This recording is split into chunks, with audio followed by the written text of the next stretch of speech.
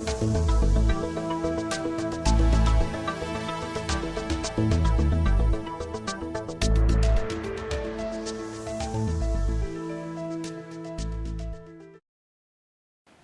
right, thank you. So we're here to talk about creating lasting publisher and advertiser relationships.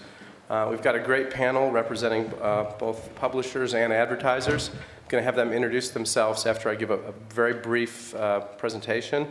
I've got a couple questions for the audience in a moment. We're going to go through a quick overview of performance marketing. It helps us make sure we're all on the same page, because when we're talking about effective relationships, it's a good place to start. I've got some questions for the panel, and we're going to open it up to questions as well. And if you guys have good questions, we will keep going through them. The first question is for the audience. How many are affiliates or publishers? So about half. And merchants or advertisers? All right, about the other half. Any networks, affiliate networks? We've got 2 or 3, 4. What about agencies or consultants? All right. Vendors, any technology service providers? Any industry analysts? That's a good one, because there aren't any, because they don't cover our industry yet. And press or media? Yeah, they don't really cover our industry either, which is a whole separate topic for another panel, which I've always wanted to do. Real quick, how long has everybody been in the industry? Less than a year? Any less than a year? Couple of folks. What about 1 to 3 years? A few more.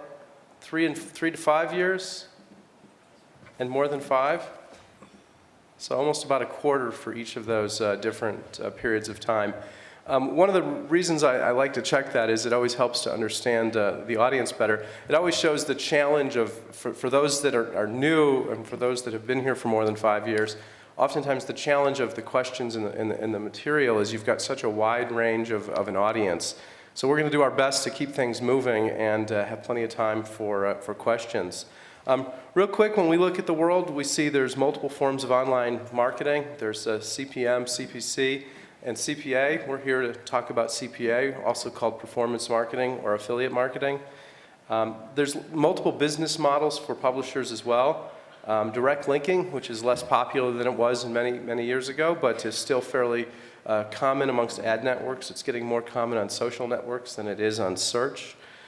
Niche sites and blogs, that's where kind of affiliate marketing started, but is still very popular and still very effective for sites that have the right traffic and can hand sell items. Coupons and deal sites, which are very popular and had an excellent Christmas. And got a lot of publicity this Christmas, and cashback or points. So that's kind of how we break out the different types of publisher business models. Multiple types of actions that we can get paid on, and this is an interesting one as well, because when you think about the relationships, sometimes the type of transaction leads to a different type of relationship or different needs in the relationships. Leads, which we don't have anyone on the panel that does that in terms of the advertisers, but leads are in many cases the most tricky, because there's lots of opportunity for a lead to have challenges in terms of its quality. New customers are another common one, and this tends to be in subscription or credit card type products. And then the most common in our channel is retail sales, where there's a percentage of the sale that's shared back as a commission. We think over time that as the industry grows, there'll be more blending in this scenario. There'll be more retailers paying for new customers.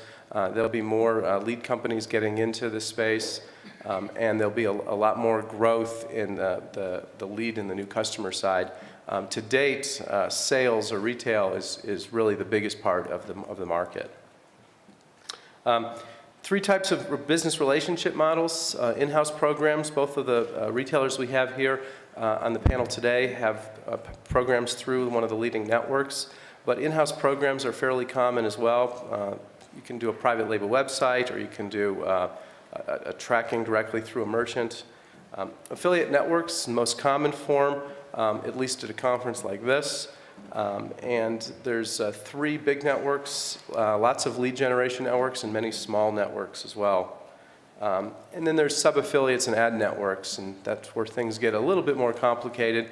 But when we break out the different types of business relationships models, most of what we'll be talking about today revolves around the affiliate network model, where you've got an advertiser who works through affiliate network, and you've got a publisher who works through the affiliate network. But in essence, that doesn't mean that the advertiser and the publisher can't work directly as well, even though the transaction is flowing through the network. I always like to point this out. It's one of the things that's a big challenge in our market. This is the average order value, and this is old data, but I don't think it's changed that much. One of the things you'll see is that retailers spend much more per new customer than they do in the affiliate channel. The average cost for an order for an online banner is in the $84 range, and the average for the affiliate channel is around $12, whereas the average order value is fairly similar in those. So the affiliate channel is often very effective from a return or an ROI basis, and sometimes doesn't get its fair share of the transaction or of the pie, and it's something that we'll talk about a little bit more as well. So, just like I said, a brief introduction. Now we're going to go through the panelists. I'm going to moderate today. I founded Vertiv in 2003. I've been very active in the industry. I'm a board member and the president of the Performance Marketing Association, so just a quick plug for the PMA. If you're not familiar with it, check it out at performancemarketingassociation.com, and I'd welcome to answer any questions on that after the session. We've been in business for over 6 years and launched offers.com in February, so its birthday is coming up. Eva Klein from FatWallet, you want to introduce yourself, please? Sure. He just said I'm from FatWallet. I head up the business development initiatives that we have. I've been in the industry since 2000, so about to celebrate my 10-year anniversary this February. As Stephen mentioned, I'm on several of the advisory boards with the major networks as well. FatWallet, we're a leading publisher, so we've been around since December of '99, and we do coupons, cashback, and forums. And Stephen? Hi, my name's Stephen Siphron. I'm with Cashbaq.com. I've been around in the industry since 2006, so I'm coming up on 4 years. I work in the loyalty space as well, and we run coupons, social couponing, and we just introduced a feature called Store Reps, where merchants can come and represent themselves on our site and talk to our members. And Ryan from Overstock?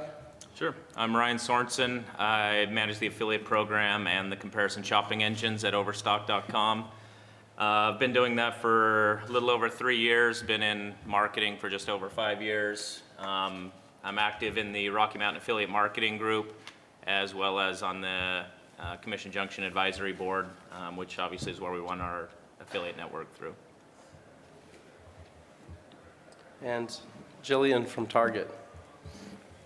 Hi, I'm Jillian McGarry. I am the affiliate manager for Target.com. I have been working on the Target affiliate program since 2007. Prior to coming over to the affiliate side, I also do some online media planning for vendor campaigns at Target, so pretty much like CPM-based media buys. Also used to be in advertising, worked at an agency doing project management before that. So. Great, thank you. Before we get into the questions and panel discussion, I've got one question for the audience, which is, what does anybody, just shout it out, think the key to a lasting publisher and advertiser relationship is? What's the one thing of everything you can think of that's the key? Anyone? Communication? Money? Results. Trust and money and communication are all things that we need to do, but at the end of the day, in a performance model, the thing that matters the most is results. Now, if trust is violated, that's going to be counter to having good results, but it's just something that we think is important to keep in mind. Publishers are getting paid when a transaction happens or when the action that the advertiser specifies happens, and they're getting paid an amount that's agreed to by both parties. So at a certain point, it all comes down to results. So how do we achieve these results? How do we create these effective, lasting relationships? Let's talk about communication first. So I'm going to start with the publishers on the panel and you work with a lot of advertisers. I don't know if you want to mention kind of how many you work with, but Eva, what are the most important things for you when it comes to communication with your advertisers? Sure. So we work with about 3,000 merchant partnerships right now. So it's very difficult for us to proactively reach out to all of them, obviously. But it is very important to us that those advertisers communicate with us, and we are absolutely open to communicating with them as well. So anytime there's program changes, commission changes, policy changes, anything like that, that's just critical to communicate so that we can make sure that our member experience is basically as good as possible. So since we're a cashback site, if a product, for example, is no longer commissioned, it's very difficult if we're not able to communicate that and somebody buys that product and is expecting cash back and we're not getting paid on it. So in order to keep kind of our number one priority, which is our customer and our shared customer in the affiliate marketing kind of world, we need to make sure that communication line is open at all times. So, we all kinds of forms, we talk to them over the phone in terms of merchants. We have, staff that handles emails all day long. So we absolutely, any form, just, keep those communication lines open. It's important for us. And Stephen, anything to add on that? Yeah, so at Cashbaq we have 3,001 shows we work with. So, no, I think the first point of contact for me and us really is at the conferences. I think it starts here because it puts a face with the name and it really kind of gets me in front of what that advertiser is doing in the space, as opposed to just a phone rapport that I might have with someone. And I think that really is the keystone to any solid foundation. And for the advertisers on the panel, I don't know if you want to share how many affiliates you work with, feel free to or not to, but what is your preferred method of communication? How do you prefer to? So Jillian, you want to start? Sure. We have a pretty large affiliate program, and I personally prefer email, just because it gives me a chance to kind of put together thoughts on the response and give an informative, detailed reply back. As opposed to maybe if somebody's asking a question and I might not know all the answers, or it gives me time to look that up and then also send additional helpful links. So I'm an email person, but I also think it's important for any affiliate manager to be accessible to affiliates. And so it's important to be on Twitter and obviously have multiple email accounts that you're frequently checking, and a personal phone line that affiliates can reach you at as well. So social media is great for that too. And Ryan, what about you? I don't know that I have a preference between phone and email. I do both. I think it depends on the issue. But for us, it's important to hear back. We make ourselves very available Monday through Friday. We're checking email on the weekends if there's any issues to help out. We include our email address and phone number whenever we send anything out. And so we expect the same thing in return from affiliates. We want them to be available to us if there's an issue. We need phone numbers to get in touch with people. We need email addresses, and we need to know, essentially affiliates we look at as an outsourced sales team. And so we need to know the people that are out there representing our company and our brand, and be able to communicate with them and hear back from them as well as they expect to hear from us. And so we really appreciate the people that we can get a hold of that respond quickly, and we try and give them the same respect back. And it really establishes the trust and credibility when we can get in touch with people, and we know, you get to know people over the phone, and that way when they're calling with deals that they want to offer us, there's more credibility in listening to that person because you have built a relationship over time through the communications. So In that regard, you work with, we'll just assume thousands of publishers, and do you categorize them? Do you break them down by the type of marketing they do, like the 4 categories that I shared earlier, or do you break them down just based on their volume and have kind of your big, your medium, and your little? We don't categorize them too much. I mean, obviously there are the loyalty affiliates and coupon affiliates and things like that. But for the most part, we try and treat each individual or each affiliate differently than the others. I think even within the loyalty affiliates, there's a pretty big difference in how they all segment their customers and how they go after them. And so once somebody jumps into our radar and they're driving a significant amount of business, then we can work with them and set up unique programs for them and custom campaigns and things like that to really help tailor it to the affiliate and make sure it rings true with their customers, and what works for one may not work for another. And so we try and get in and test those things and figure it out, but we don't necessarily have verticals that we put people into, and depending on that vertical, here's what you get. And Jillian, what about you? Do you break them down in a certain manner? Well, we try to somewhat segment just to keep the information relevant that we're providing.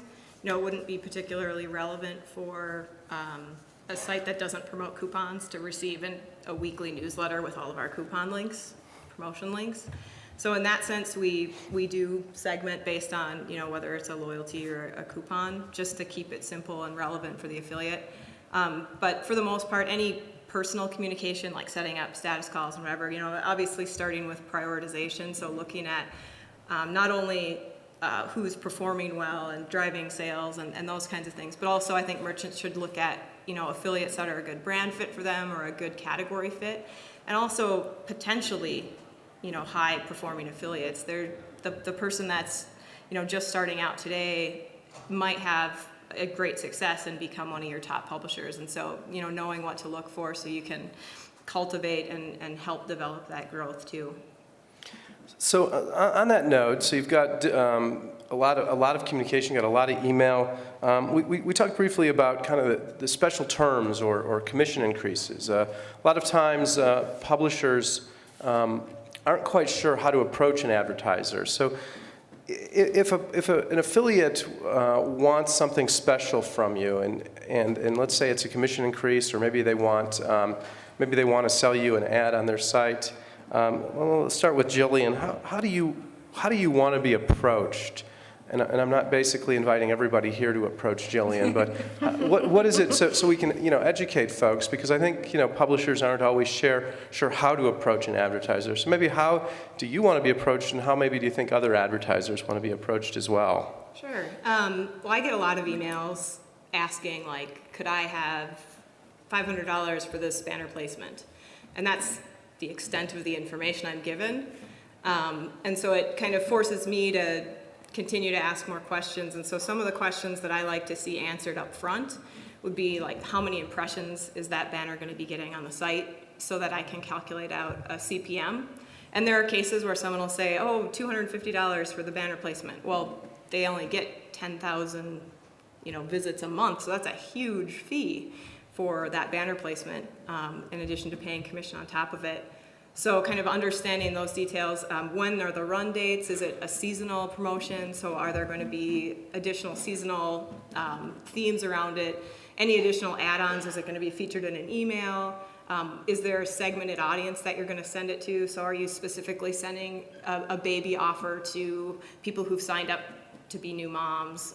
So there'd be a little bit more effectiveness there.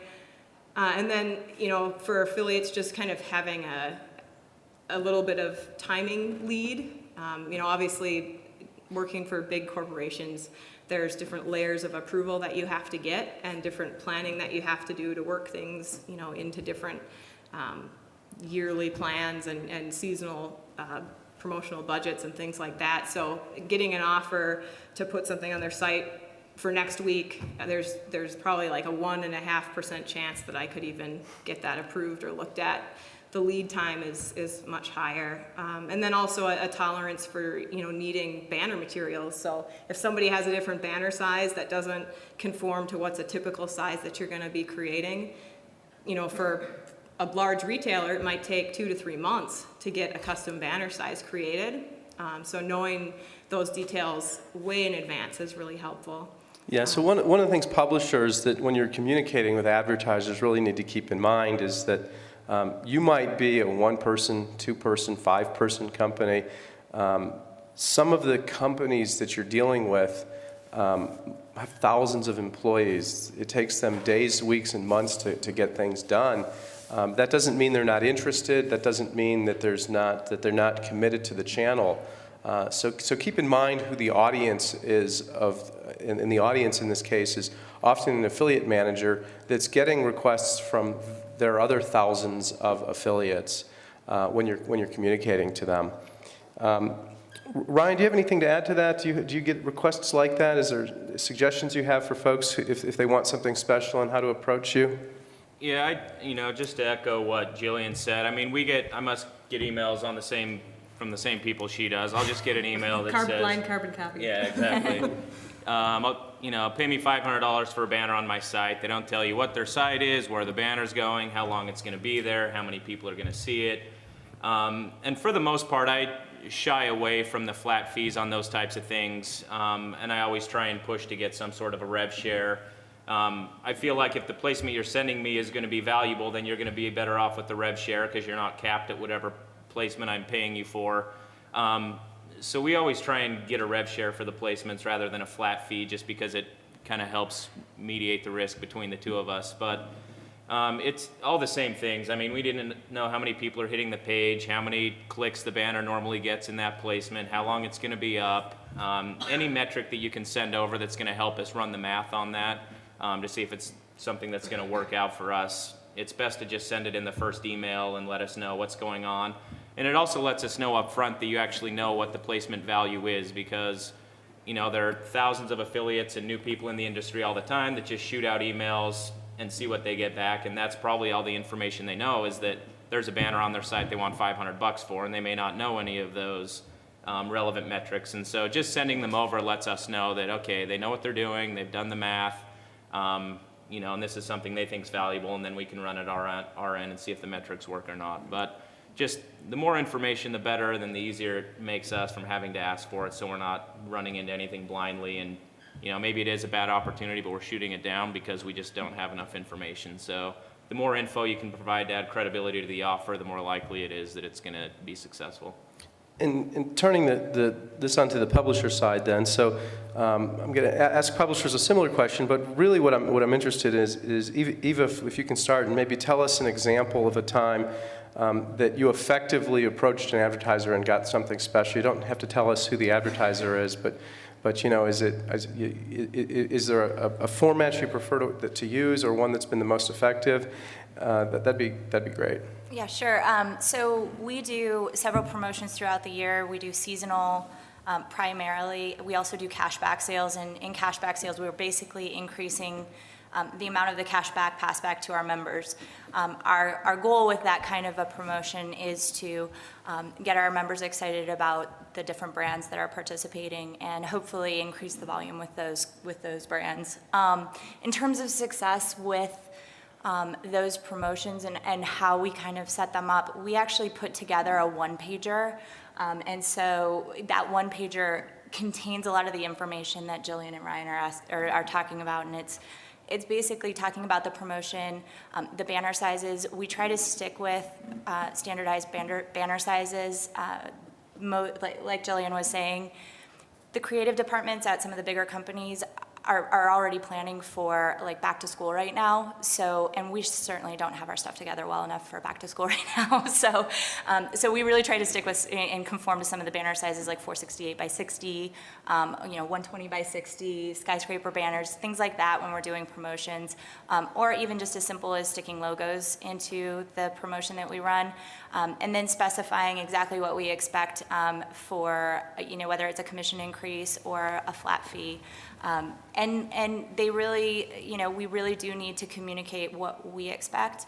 One of the challenges that we can have sometimes is we don't know what kind of traffic is going to come to the page if it's a new page. So if we're just starting a seasonal page, it can be a brand new page on our site in which we don't know what the traffic is going to look like. So that's a situation where we'll really, reach out and start communicating with the retailers and say, this is new for us, but this is what we expect. This is what it's done in the past in similar promotions that we've done that have kind of started. This is how many members we have. This is the traffic that the different sections of our site get. Those kinds of things can be successful in communicating promotional specifics. So I think that's pretty much it. I think it's very easy just to just do the one pager, get all the information there. We work with network reps as well as direct with the merchants that we work with to get that information out, and we do it both through email and phone calls. So it's in our best interest to have as many merchants participate in these as possible and that there be relevance. So we'll reach out to, for Valentine's Day, we're not going to reach out to tire rack. So as much as you might be hoping for tires for Valentine's Day. Yeah, no, I'm sorry, Jillian. but we do pay attention to that. So we're also, upfront kind of looking at who's a good fit for the promotions and tailoring promotions to the merchants that will be most beneficial to our members. One more thing to add to that too, is just if you've run the same promotion before, like FatWallet will send us over, when they send something over and they did a similar promotion last year, then we can get the numbers that, a similar merchant did with them last year, and they can say, here's how it performed last year, without giving any names. So we have a pretty good baseline to know what it's gonna go in the future. So if you have an idea of, we did a similar thing last year, here's how it did, it gives us a lot better baseline than just, on an average Wednesday it does this, but on Valentine's Day we'll see what it does. So if you have some relevant information from the preceding period, the year before, then that's fantastic as well. And Stephen, what about you? Can you maybe an example of someone you've approached for something special and how it turned out? Yeah, well, I handle a lot of the SEM campaigns for our company, and so, a lot of times we'll get special requests to bid on, say, certain terms or certain, keyword verticals, and so it's as simple sometimes as just asking, and you kind of never know until you ask. And I think another channel that's kind of hasn't really been touched upon here, but is the networks. We utilize the networks a lot, and whether it's Share a Sale or CJ or the Google network, our reps all there know us. They trust our work, and so when we sometimes maybe approach certain merchants through that channel, we're coming from a place of an established work ethic. That's great. I've got plenty of questions, but if there's any questions from the audience, there's a mic in the middle. If you can use the mic, that way everyone can hear it and it'll get recorded. Feel free to head to the mic, and I'll interject your questions in there as we go. So, question for Jillian, and what department is your affiliate group in? Maybe to tell us a little bit about how it's structured and how that affects how some of the decision making or communication or goals get set. The affiliate program is part of the search program for us, so it's affiliate and search. Basically, that was because we had the most potential for synergy to kind of work together and grow off each other, whether that was just talking across cubicle walls or actually putting through initiatives as a team. But the search and affiliate then falls under a kind of like a broader online display program. So that's also why I do some media planning on the side. So, because if I wasn't busy enough with affiliate, then they throw me some other things to plan as well. And Ryan, what about you? At Overstock, the affiliate program and comparison shopping engines are essentially the online marketing program with display ads that we report up through the same channel as search, email, those types of things, but we're kind of broken out as our own little niche, I guess. So we work with all those other channels, but we report up kind of separately from that. from that. And how do you think that affects, so you're parallel with search then? Do you run into any challenges where, the search team's goals and the affiliate goals kind of don't necessarily work well together at times? I don't think so. We see the affiliate program, as I said, as an outsourced sales team that are out there working with our search programs, and we just set up the terms and conditions of our program to make sure that we're not going to have affiliates stepping on our search team's toes and vice versa. So, as long as people are playing by the rules with search, then they can do whatever they want and grow as much as they want, and it's just helping us and helping the affiliate in return.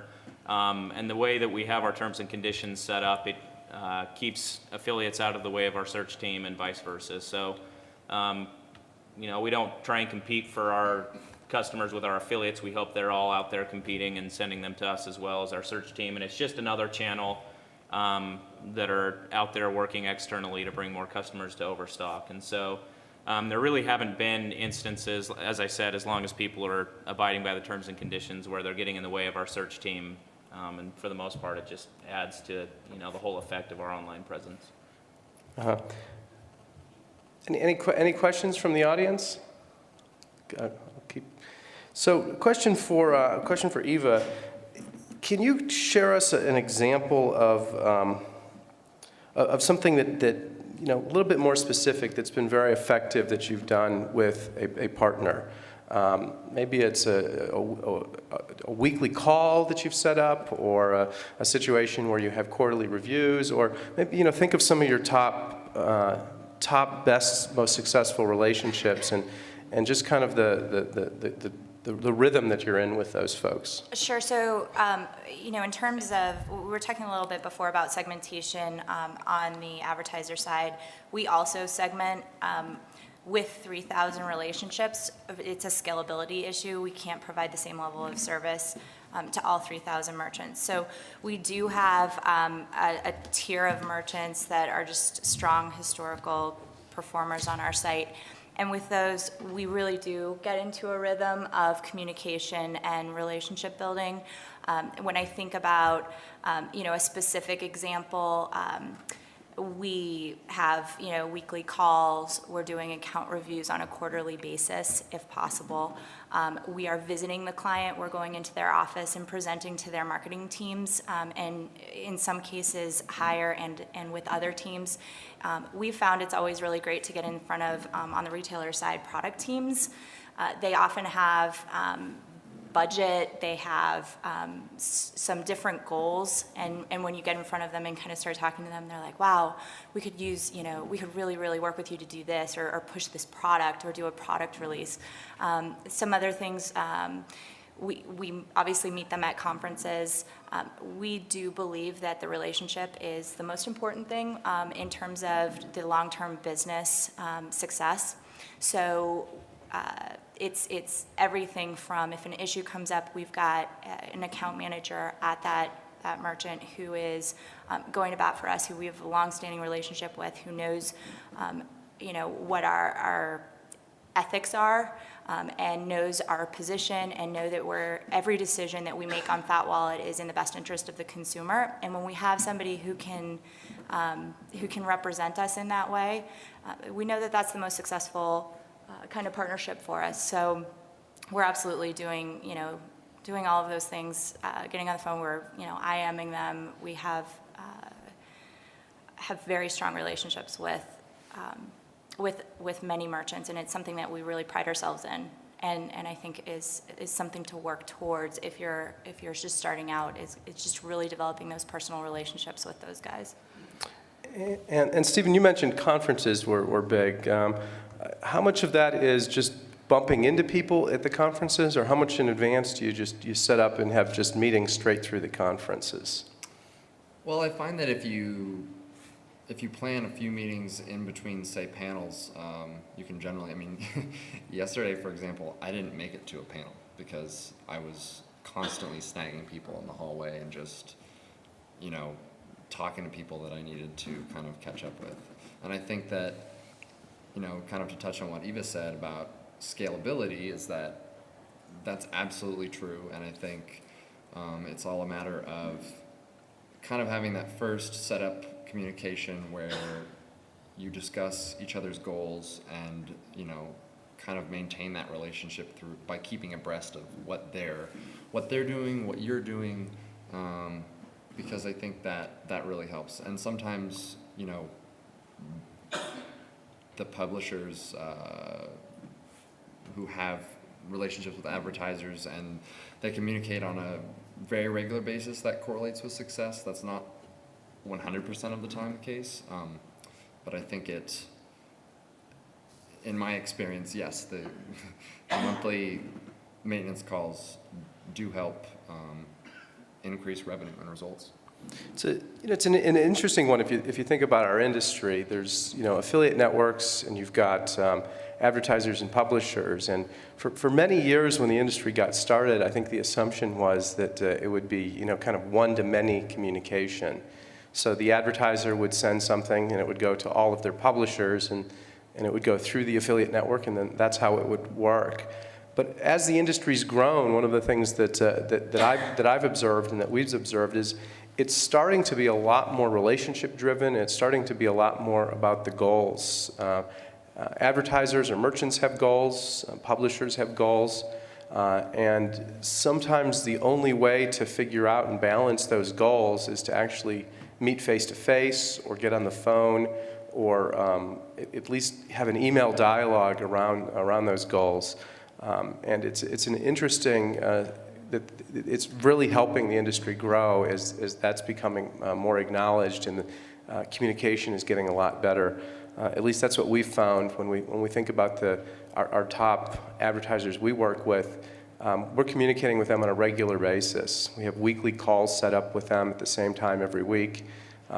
We review the results, we look at upcoming opportunities, show them changes we've made to the site. And it really is, in many ways, like any other business. It's about relationships, and it's about communicating and thinking about those goals. So it's kind of one of the ones that makes this topic and this concept very interesting, because it's such a different industry than many others, than many that folks have worked in their past or in other jobs. So you know, it's a good thing to keep in mind. I have something to add on this point. Just as far as the communication goes as well, as I said, I've been at Overstock for a little over 3.5 years, and when I started at Overstock, our affiliate program goals were completely different than what our goals are today. And anyone that's been in our program for a few years has seen a lot of changes in the way we run things and the metrics behind all of it. And one of the things that we really appreciate is, you know, we get on calls with people and they want to know, like, you know, what are your goals for the year? What are the numbers you guys are trying to hit? Let's figure out what we can do together to make that happen. And they understand that for it to work for them, it's got to work for us, and vice versa. It's got to be, if it's good for you, it's got to be good for me, and vice versa. We can't have these one-sided deals where the affiliate makes a ton of money and we lose our shorts at the end of the day because we paid so much for it. And so as our programs progressed, all of our top affiliates, for the most part, have been happy to jump on calls with us and say, you know, what are you guys trying to do this year? Are there any new things coming down the pipeline that we should be aware of? And then they adjust their campaigns and everything according to help us reach those goals. And that's when it really becomes a partnership, not just one trying to take advantage of the other. It's, you know, let's work together on what we're both trying to do. We both want to make money. Let's figure out the best way to do that, hitting these metrics. And so I think affiliates understanding the concept of, you know, it's a two-way street, and if it's good for one, it's good for both, really helps out a lot. And our big publishers over the years have been fantastic to work with us on, you know, varying goals and metrics that we're trying to hit. When you talk about goals and metrics, I think the audience would find it interesting to know kind of what you're looking at and kind of how often. Are you looking at every day? Are you looking at yesterday's sales? Are you looking at yesterday's conversion rates or traffic? Or is it just for your top 10 publishers? Are you looking, you know, your top 100? Tell us a little bit about what you're kind of looking at so, you know, the publishers can get kind of in your eyes. Yeah, I can't get too much into the metrics that we look at, but we look at the numbers every single day. I go to a meeting at 9 o'clock where I report on the affiliate channel as a whole. You know, all the metrics that you would expect. We go over and talk about, you know, why things are up, why things are down, what promotions we're running, things like that. And then throughout the day, we look at all of the numbers, and again, I can't give out all of the metrics, but we look at, but if you were to see them, none of them would surprise you of things that we look at. And all traffic isn't created equal, and so we look into the channel to see by affiliate which ones are valuable to us and which ones aren't sending as valuable of customers. And so every metric that we track on our customers as a whole, we track as on our customers through the affiliate channel as well. And so we get as granular as we can possibly get with it and use all of that information to determine payouts and all of that type of thing. So I can't go over the individual metrics, but it wouldn't surprise you to see what they were. Yeah, and Jillian, anything to add on that? I mean, I think just to look at the channel for overall health, one of the important things to look for is the type, like what Brian was saying about valuable traffic. You know, is this a type of an affiliate that's driving traffic specifically in a demographic that works well with your company? So, you know, really kind of looking to say, well, this site is driving, you know, median age of 34, 51% college graduate. This is a good lineup with the demographic for our core guest. And what about the publisher side? You guys, basically, you just put it up there, and then at the end of the month, you get a check from the affiliate company, right? Right. We don't look at metrics at all. We look at metrics quite a bit. We look at them from an overall site perspective. So we're looking at who's coming to our site, how are we, you know, getting that traffic. We're also looking from, you know, when you're talking about an advertiser and the type of metrics that we look at, we're looking at every day a metric that we call net revenue. And net revenue is basically, because we're a cashback site, what you pay us isn't what we make. So it's net revenue, when we look at it, is the amount of our commissions from a particular advertiser, and then we take out what we pay to the members. So that's an important metric that we're looking at every day. In addition to that, when we're kind of drilling into a merchant account and kind of looking at the success metrics for a merchant's account, we're looking at average order values. We're looking at specific products that sell very well with that merchant so that we can push it and promote it. We're also talking to them and asking them what kinds of products have better margins, are more profitable for them, meet their goals as an advertiser, so that we can support them on our site. We're also looking at general sales. We're looking at competitors. We're looking at just a variety of different kind of indicators that help us to evaluate the success and the health of a particular relationship that we have. So I think it would be hard to just like list all of the metrics we look at, but in different situations, we're looking at a variety of different things. I'd say that the most important thing when we're looking at our side of the relationship is looking at that net revenue number and seeing, you know, just how successful that relationship is. That's how we segment our relationships. That's how we provide support, and that's how we're able to be scalable. So, Questions from anyone in the audience? You don't have to use the mic if that's what's causing the shyness. I've got a couple more I can come up with, but anyone have any questions at all?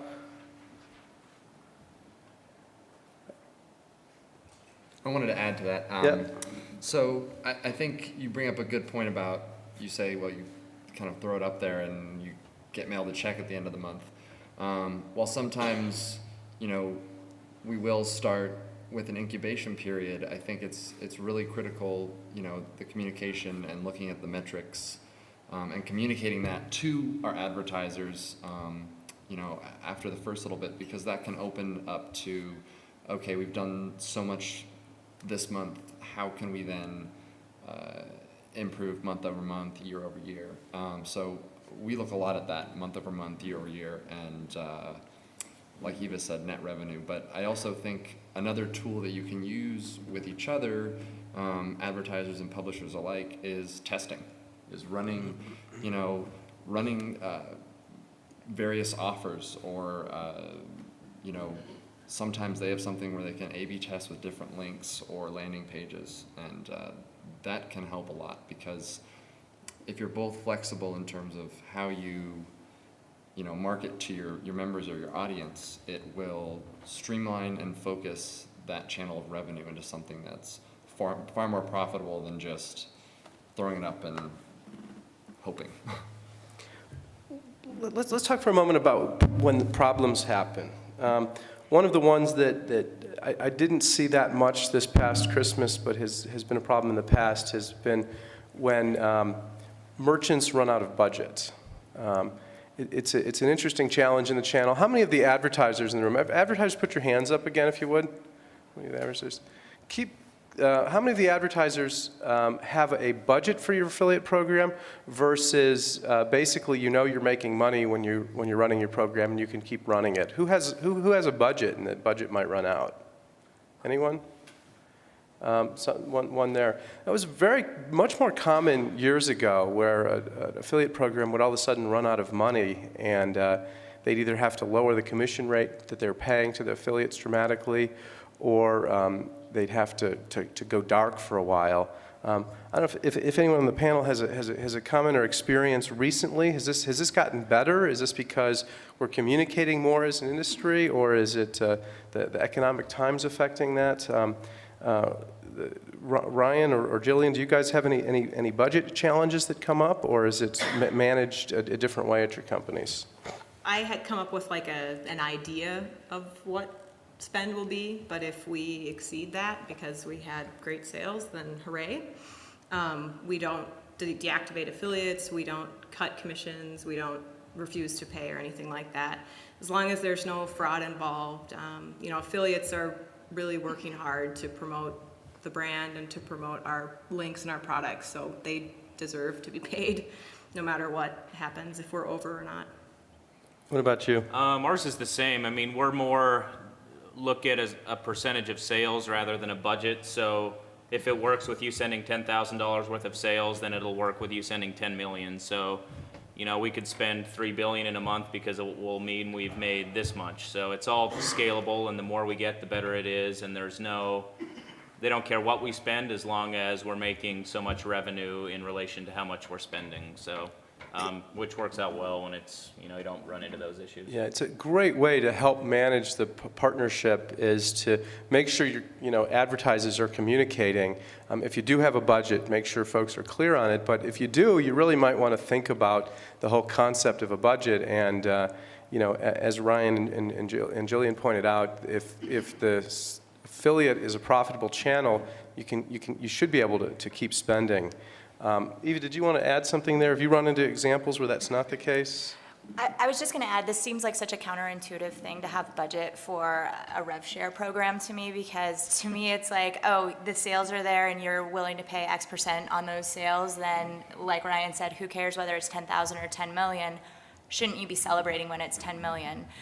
So that's a very challenging concept for me to even hear. And it's also just in terms of the logistics, when a merchant comes to us and says we've exceeded our budget, we've had people ask to be pulled from the site when they've exceeded their budget. And when you think about what that entails, we're literally having to pull you down and relaunch you as a merchant. And what that does to your customers who are looking forward to shopping with you, likely in a very popular time if you've exceeded budget, it just isn't going to bode well to your customers, which are our members. And keep in mind, your competitors aren't going dark, right? So they're still on our site, still getting those sales that may have gone to you. So I think it's just kind of thinking about it maybe in a bigger picture, and making decisions off of that. It's just, it just seems so counterintuitive to me. But on the other hand, I think this was a bigger problem. We didn't see it so much this past year. And honestly, I think as you get experience, if you are in you are in a company where a budget is set, as you goal the program and you have experience year after year, I think what happens is they just end up getting better at budgeting. So I suspect that may have been what happened in this last year, because we didn't see a whole lot of it. But I don't know. I don't know why it happens. It's just a very frustrating thing on our end to say we've been so successful that we actually have to end our partnership, for temporarily. I mean, that's just crazy to me. So. Yeah, question from the audience? Yeah, we're actually really new to this whole industry, and my question is, how do we start building relationships? How do we go ahead? We have no proven track record, no nothing. Like our site is almost done. So how do we go ahead and start getting those contacts and those networks? Are you an affiliate? Yes. Yeah. So without kind of getting into a whole kind of, everybody's got to start somewhere, right? I think the thing you've got to think about for a new affiliate is focus. What value are you going to add? If you're just doing a site that's a Me Too site that's not going to be any different, it's going to be a challenge without results. If you've got something unique, I think the best way to do that is to get some success on your site, get some traffic, find a merchant that's a great fit that you can promote well, and have some success with that, and you'll often get noticed a lot faster than you realize with some success. Anyone have any advice to add to that? Yeah, I think a big thing for us is, do it at the convention here. This is a great time when you see somebody, from a merchant you want to work with, grab them and have a polished presentation ready to go that takes 10 minutes. So when we get an email later, we can put a face with the name and know what you're doing, know what you're talking about. And I think really just grabbing people when you see them and, not being annoying or anything, but just, take 5 minutes of their time, know your stuff, have an idea of what questions are going to be asked, have solid answers, and really being new to the industry doesn't mean you have to act like you're new to the industry. Know the metrics, know your business, know the customers you're going after, and know what value you're going to add to that merchant and be able to convey that in a 5-minute talk, give them your card, and then go from there. But I think being here, one of the things that I really like is just being able to put a face to names that I talk to on the phone all the time, and that really adds to the credibility when I know I can come up, shake your hand, bump into you at conferences. To me, that really adds to credibility and know that you're going to be around and you're serious about the industry. I mean, just paying the money to come to this shows that you're dedicated to, making your site work. Yeah, one other thing I'd add to that is it's such a unique industry where you don't have to have those relationships to get started. You set up an account with a couple of the networks. You can pick one, pick all of them, and start putting offers on a site without ever talking to anybody. As long as you're not doing anything wrong, anything that violates terms of service, it's really amazing how easy that part of the process is. So in many ways, you can go a fairly long way without ever having to need any of those things. And then the results, or going to a conference, or seeking out the partners you're having success with, becomes a lot easier. But you don't need to, you could put 1,000 different merchants on your site and never talk to a single one of them before you launch. Well, and you can also, usually the affiliate manager's email address is available, like it's in the Google interface if you were to look up mine. But you can just go ahead and send that affiliate manager an email and say, hi, I'm new to your program, this is my name, this is what I'm about, and then keep it short and sweet, and just get your name out there. And if you have any questions in the future, obviously it's kind of nice to have heard from that person before. I mean, I've gotten emails from new affiliates that were asking like really basic questions, like how do I pull reporting in Connect Commerce for the Google interface? How do I put links on my site? Things like that. But as an affiliate manager, taking the time to answer those questions, that specific affiliate I'm thinking of actually within 2.5 years is now one of our top performers. So obviously having the results helps build the relationship, but just getting your foot in the door with sending an introduction email just kind of makes you known. Any other questions from the audience? So I've got a question for each of the panelists, and if you can kind of just go down and that is about the future, the trends. Any trends you're seeing this year, or other predictions you'd like to make about how the industry is going to change? And you can stay within the scope of partnerships, or you can kind of expand beyond that. Sure. So obviously the economy hasn't been so hot, but sites like ours continue to thrive in this economic environment as we attract new types of consumers who are kind of new to the concept of shopping for a discount, getting cash back, really stretching their dollar. So I suspect that we'll continue seeing that, and that we'll be able to maintain those relationships with those members as they realize how much they can save when they go through a site like FatWallet. So I think that's the first one. In terms of our industry, I think this concept of relationship marketing is really taking hold and is going to continue to grow. It's just extremely important. You've heard all of us really touch upon it, and I think as a company, we're really focused on it, and we're really focused on the metrics to support that kind of a relationship, so I think we're going to continue doing that. I don't want to open a can of worms, but I think I've heard a lot about channel attribution this year, and I suspect that we're going to be in a lot of conversations about that with the merchants that we work with over the next year.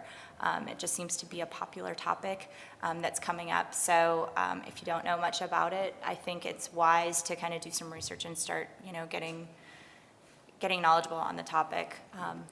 And I think that's probably it. Jillian, your thoughts for this coming year? I think there's going to be a lot of growth personally. The numbers I've seen, there was a published report from ComScore last year that said traffic to coupon and deal sites was up like 36% year over year, which was way in excess of the trend for the rest of the internet. I know there's just, watching, you can't watch like the Today Show or Good Morning America or practically any talk show nowadays without hearing about some kind of money-saving website online. So I think the general channel is getting a lot of attention in the mainstream media and in the general public. So just because it's a down economy, people are looking for those deals. I think when things turn around and they're not going to just say, I don't need to save money anymore. It's cool. I'm good. So continued focus on kind of saving money. Yes, continued focus. Stephen, predictions for the year? Yeah, I think I was talking about this actually right before the panel with someone about, I do think relationships and establishing those and communication is going to be a continued trend in terms of success in the affiliate channel. And I think as far as, we're seeing in consumer trending is how those trends then become almost habitual, or they become established rules for how people are buying and purchasing products online. So I think, you're going to see a lot more in terms of, coupons and deal sites really thriving, and people not kind of settling for something until they become self-aware as a consumer. So. Ryan? Just to echo what the others have said, I think the bargain hunters are going to be out more than they have been. I think more and more people are looking for bargains. They're looking for the same products they've always had, but suddenly they're much more price conscious with those types of things. And so I think getting the products people want to buy in front of them at the best price they can find is going to be the key to obviously a strong sales year, as it always is. Just making sure that deals are relevant to people.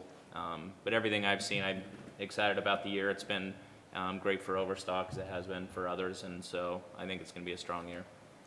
So great. So kind of in closing, I guess while I've started with the theory that results are what matter, it takes a lot to get to those results. So stay on top of your metrics, communicate, and work on goals. Figure out what your goals are, figure out what your partner's goals are, and in the end, we can have better and more effective partnerships and take all of our businesses to the next level. So I'd like to thank the panel and thank everybody. If you can remember to fill out your survey, Sean and Missy read every one of them.